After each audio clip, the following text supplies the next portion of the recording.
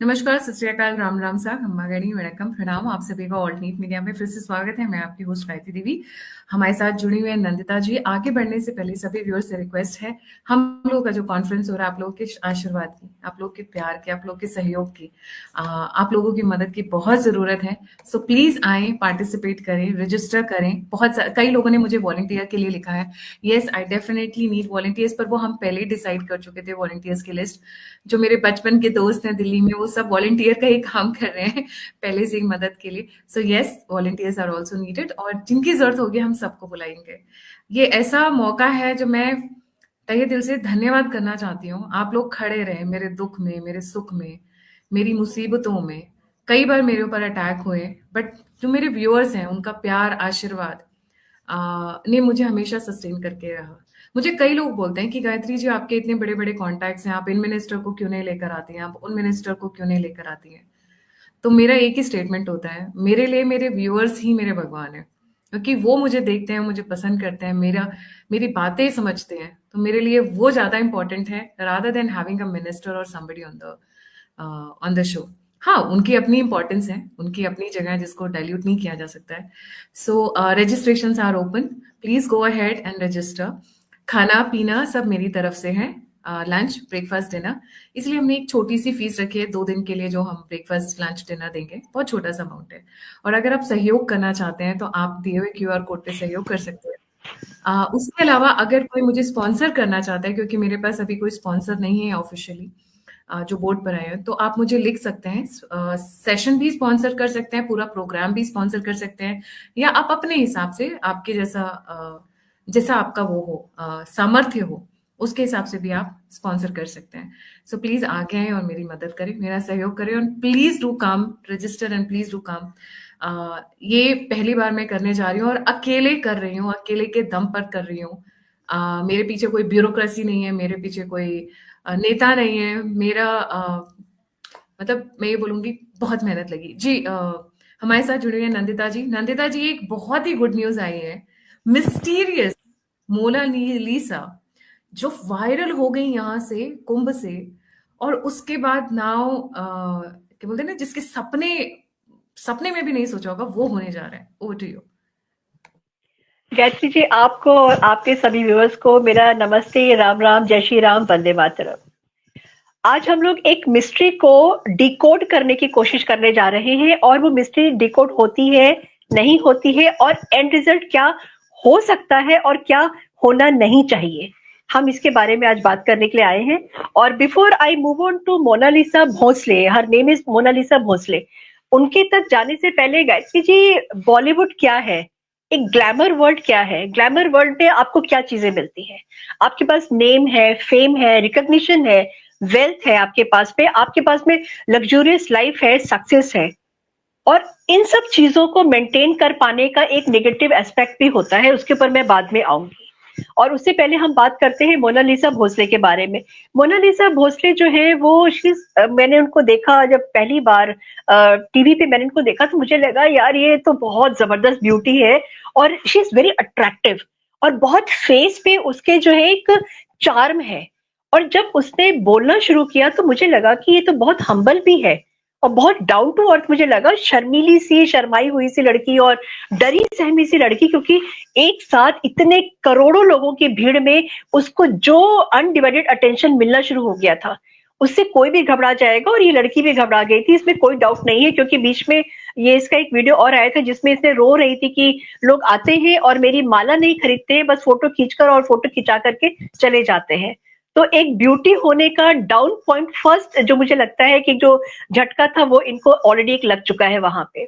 But इनके बारे में अगर मैं बात करूं तो ये मध्य प्रदेश के खरगोना डिस्ट्रिक्ट के बहुत छोटे से गांव माहेश्वर से आती हैं, और इनके फादर हैं, इनकी मदर है, इनकी 2 सिस्टर्स है, और इनका एक भाई है। और कोइंसिडेंटली इनका भाई जय भोसले जो है, उसकी आईज भी मोनालिसा की तरह ही है। और ये ऐसा नहीं है गायत्री जी कि इसी कुंभ मेले में एक सेंटर ऑफ अट्रैक्शन बनी है। 2024 में एक फोटोग्राफर ने इनको देखा था, और उसी समय इनकी फोटोग्राफ लिया था इन नेचुरल ब्यूटी, फ्लावर्स के साथ में और एक नेचर के गोद में, जिसको कहते हैं ना बैठ करके, बिकॉज मध्य प्रदेश वैसे ही बहुत ज्यादा ग्रीनरी और बहुत ज्यादा नेचुरल ब्यूटी के लिए जाना जाता है। वहां पे फोटो लिया था और उस समय भी ये वायरल हुई थी। लेकिन कहते हैं ना कि public memory is very short and very small, तो वो चली गई थी। और मैं बोलूंगी कि इनकी किस्मत ही है, और शायद भगवान का एक आशीर्वाद इनके ऊपर होना ही होना था कि दोबारा लाइमलाइट में आ गई हैं। और नेचुरल ब्यूटी है, अच्छी है, सब कुछ है। और कुंभ मेले में ही जिस तरीके से इनको अटेंशन मिला, उस अटेंशन को देख करके एक ब्यूटिशियन थी, मेरे को उनका नाम नहीं पता है, लेकिन वो अपने साथ इनको ले गई और इनका पूरा मेकओवर किया है और इनकी पूरी, जिसको पर्सनैलिटी को कहते हैं ना, पूरा चेंज कर दिया। मतलब अगर आप इनको इस समय देखिए तो ये लगता है कि हाँ, ये गांव देहात की कोई एक लड़की है। और जो मेकओवर करके सामने लेकर के आई थी, वो पर्म के, मतलब कर्ल किए हुए बाल और शायद सर पे टियारा वगैरह भी फ्लावर्स का लगा दिया था, वो था। लेकिन ये लड़की जो है, मुझे गायत्री जी, सिर्फ 16 साल की लड़की है और ब्यूटीफुल है। और हमारी हाँ, ये देखिए जो मेकओवर के बाद में जो एक ब्यूटी निखर के आई है, वो बहुत लोगों को, और जैसे आपने कहा ना, नेपो किड्स को मेरे ख्याल से अपना बैग, बिस्तर और बैगेज वगैरह बांध करके वेकेशन पे भेजने के बिल्कुल टक्कर देने वाली ये ब्यूटी है ये। और इनके फादर भी जो है, बहुत छोटा सा एक, जहाँ पे जिस एरिया में रहती है वहाँ पे 150 घर है। और मजेदार बात यह है कि शायद मुझे लगता है कि जब 2024 में उस फोटोग्राफर ने इनकी फोटो लिया था और ये काफी वेल नोन हो गई थी उस समय भी, तब इन्होंने अपना इंस्टाग्राम चैनल शुरू किया था। और इंस्टाग्राम चैनल पे भी वो, इनका जो बेसिकली था सिर्फ वो गाना गाना, because she sings very well, गाना गाती थी अपना, और अपना डांस करना या जो छोटा मोटा करती, मैंने देखा नहीं, बट जो मेरे को छन छन के जो फिल्टर होके जो मैंने कुछ पढ़ा है, उससे मुझे पता लगा। और सबसे खराब बात क्या होगी, शी वॉज वेरी सैड, मैंने इनका एक वीडियो देखा कि इनका जो इंस्टाग्राम आईडी है वो हैक हो गया है। और वो लिटरली जो है सब लोगों से कह रही कि प्लीज मेरा जो है इंस्टाग्राम आईडी मुझे वापस दे दीजिए। और बड़ा हमला इनके ऊपर, तो जो मुझे लगता है कि पेपराजीज का, मीडिया का जो हुआ है, उससे इस लड़की को उबर पाना 16 साल की उम्र में थोड़ा मुश्किल तो जरूर होगा, मगर I think she is capable. फिर उसके बाद में इनकी लाइफ में एक और टर्निंग पॉइंट आया। ये तो मैं महाकुंभ मेले की मैं बात कर रही हूँ, जहाँ पे करोड़ों लोगों ने इनको देखा है, इनके वीडियोस वायरल हो रहे हैं। लेकिन एक और टर्नओवर इनकी लाइफ में आया है बॉलीवुड की तरफ से। बॉलीवुड जो है वो, क्या बोला जाए, अभी हम लोग लगातार कंटिन्यूअसली, मैं और आप इसके ऊपर वीडियोस करते चले जा रहे हैं कि बॉलीवुड क्या है, बॉलीवुड में किस तरीके के नखरे होते हैं, बॉलीवुड में किस तरीके की प्लानिंग होती है, बॉलीवुड में किस तरीके की सीक्रेसी होती है, जिसको कि समझ पाना, बाहर निकल के आना बहुत मुश्किल होता है। और उस वर्ल्ड में वहां पे एक डायरेक्टर है सनोज मिश्रा करके, और सनोज मिश्रा जी ने राम जन्मभूमि, डायरी ऑफ, उन्होंने मूवीज बनाई है, एक डायरी ऑफ वेस्ट बंगाल, और अब वो प्लान कर रहे हैं डायरी ऑफ मणिपुर। और डायरी ऑफ मणिपुर में ये इनको लॉन्च करने के लिए प्लान कर रहे हैं, और जाके इनकी फैमिली से मिले हैं। और उनका भी जो इंटरव्यू आया था, उसमें भी उन्होंने कहा था कि फैमिली बहुत हम्बल है, बहुत छोटी बैकग्राउंड से आती है, मैं मम्मी से, पापा से, सबसे मिला, घर जाकर के बैठा था, चाय पानी नाश्ता भी वहां पे किया था। और र्यूमर्स हैं कि शायद राजकुमार राव के जो ब्रदर हैं, उनके साथ में इनका डेब्यू होने जा रहा है।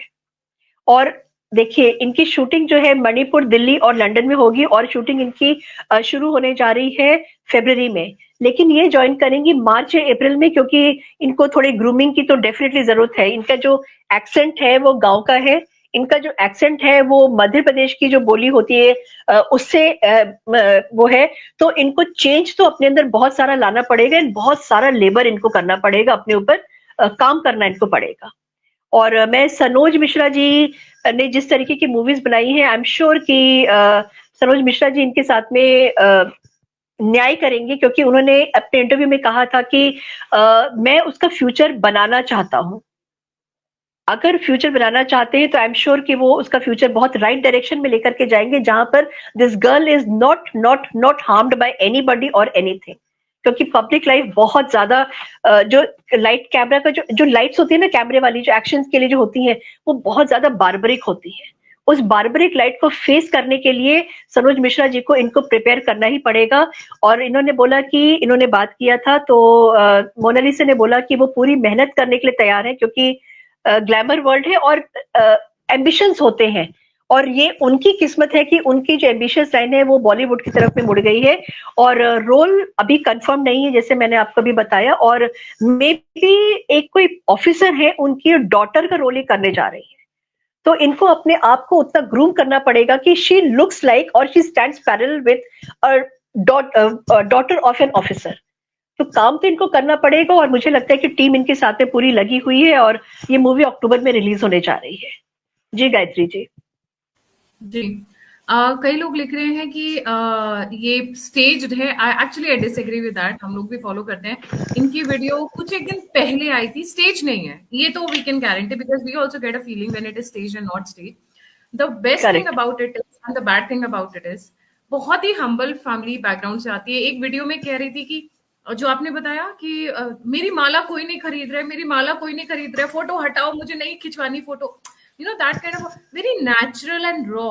We don't want the grooming, Nandita ji. Grooming के बाद क्या हो जाता है, हर कोई वो नेल पॉलिश ऐसे लंबे लंबे नकली नखून लगा के, sorry we are being girlish now, but वो ना आर्टिफिशियल हो जाता है। उसकी जो रॉ ब्यूटी है उसको वैसे ही रख के अगर लॉन्च करेंगे that will be very nice.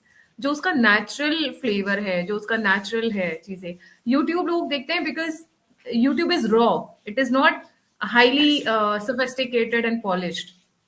लोगों को अच्छा लगता है, नेचुरल चीजों से कनेक्ट करते हैं। तो I wouldn't want her to be actually groomed too much. अब हमने देखा हुआ है ग्रूमिंग एक लंदन में भी होती है, बाकी उसके बियॉन्ड कुछ नहीं कहूंगी मैं। हमें वैसे ग्रूमिंग नहीं। बॉलीवुड में जाए, नाम बनाए, मैं तो बोलती हूँ मुंबई वाले बॉलीवुड में ना जाए, नोएडा वाले बॉलीवुड में जाए। जो नोएडा में हाँ तैयार ना जाए ना, Baba ji will rock and Baba ji make sure कि शी गेट्स गुड एक्सपोजर। आपने एक चीज बहुत अच्छी कही Nandita ji, the whole family is really beautiful. By the way Kangana Ranaut has also come हाँ आउट ऑन इनकी बड़ी हाँ, बहन की आई वॉज फोटो कमिंग टू देखिए, दैट। छोटी बहन की आई फोटो वॉज देखिए, कमिंग इनकी टू। हाँ दादी की फोटो देखिए, सब एक, सबकी आगे बहुत सुंदर है। I mean God blessed I would say. इस बोलते हैं ना, बिल्कुल, एब्सोल्युटली। भगवान ने ऊपर हाँ, से खूबसूरती बना के भेजी है जी। मैं कंगना रनौत पे अभी जैसे मैं आने वाली थी, उससे पहले आपने बोल दिया तो एक लाइन शुरू होगी। तो कंगना रनौत मतलब अपने वो she is known for her outspoken attitude, outspoken उनका जो एक पर्सनालिटी है उसके लिए। और यहाँ पर भी आके उन्होंने एक हथौड़ा धीरे से मारा है, और वो धीरे से हथौड़ा जो उन्होंने मारा है वो नेपो किड्स के ऊपर ही है, या उनके ऊपर है जो ग्लूटाथियोन लेकर के अपने आप को लेजर सर्जरी करा करा के अपने आप को एक डस्की, जो हमारा ओरिजिनल हमारा जो कलर है, भारत का जो कलर है, उसको वो गोरा कर देते हैं, और अपने आप को एक कंगना रनौत तो ऑलरेडी हिमाचल की है तो गोरी होंगी, उसके अलावा और मैक्सिमम लोग जो होते हैं वो जो नेचुरल ब्यूटी होती है ना उसको खत्म कर देते हैं।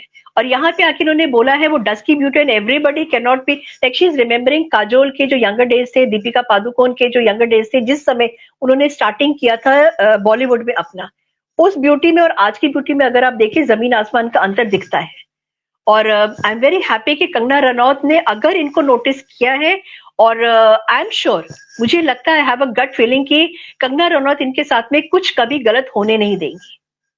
देखिए गायत्री जी, बॉलीवुड जो है, जैसे आपने कहा कि रॉ ब्यूटी, मगर Bollywood is totally fake world, जहां पे आपको प्लास्टर अपने ऊपर लगाना पड़ता है, और एक समय ऐसा आता है कि जब आपकी खुद की आइडेंटिटी खत्म हो जाती है। वाई? या तो आपने कोई रोल ऐसा कर लिया जिससे कि आपको, जैसे स्मृति ईरानी जी को आप देखिए, स्मृति ईरानी जी को लोग अब इस समय इतना लेट जाकर के ज्यादा जाने लगे, अदरवाइज वो सास भी कभी बहू थी कि तुलसी थी वो। तो कुछ चीजें होती हैं जो आपके साथ में चिपक जाती हैं, तो आपको उसी को जीना पड़ता है। ऐसे ही ऐश्वर्या राय के साथ में भी अगर हम बात करें तो बहुत सारी मूवीज उन्होंने किया है, दिल दे चुके सनम में, हम दिल दे चुके सनम में जो उन्होंने किया था नंदिनी का रोल, वो आज भी लोग याद करते हैं क्योंकि दैट वाज वेरी रॉ, एक डेलिकेट सा वो था। बट उसके अलावा भी और सारी मूवीज की हैं।